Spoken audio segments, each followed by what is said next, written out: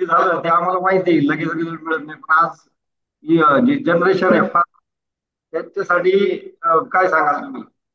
काय सर? त्यांच्यासाठी काय सांगाल ज्यांना फास्ट फास्ट रिझल्ट पाहिजे? सर फास्ट रिझल्ट होतच नाही ना. आता वेलनेस फॅमिली जॉईन केल्यानंतर मला, आता मी पहिले भरपूर ट्राय केले. मी जवळजवळ 20,000 रुपयाची सायकल घेतली होती, फिटनेस सायकल. त्यानं अच्छा. सुद्धा माझं पूर्ण कमी झालं नाही, रिझल्ट मला भेटलं नाही.